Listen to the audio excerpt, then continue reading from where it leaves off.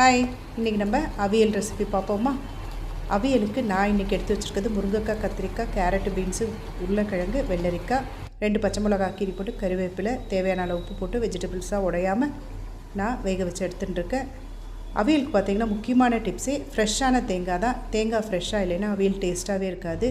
அரைமுடி தேங்காய், 1 table spoon அரிசி மாவு, கொஞ்சம் ஜீரகம், ஒரு 7 பச்சை மிளகாய், காரத்துக்கு தேவையான அளவுக்கு எடுத்து நான் நைஸாக அரைச்சி எடுத்துட்டுருக்கேன். பார்த்திங்கன்னா நான் இன்றைக்கி சாதத்தில் போட்டு பிசைஞ்சு சாப்பிட்றதுக்காக கொஞ்சம் தளர வேணுன்றதுக்காக நம்ம நைஸாக அரைச்சிக்கிறோம்.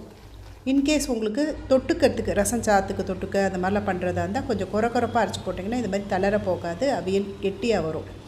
அப்புறம் இன்னொரு டிப்ஸ் பார்த்திங்கன்னா, இதுக்கு தயிர் விடுற தயிர் வந்து நம்ம எப்படின்னு ஃப்ரெஷ்ஷாக இருக்கணும்.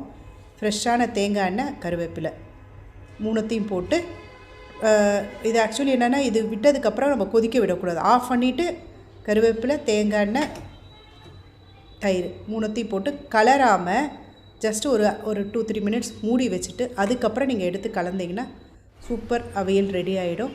நீங்களும் செஞ்சு பார்த்துட்டு எப்படி இருக்குன்னு சொல்லுங்கள். லைக் பண்ணுங்கள், கமெண்ட் பண்ணுங்கள். பை.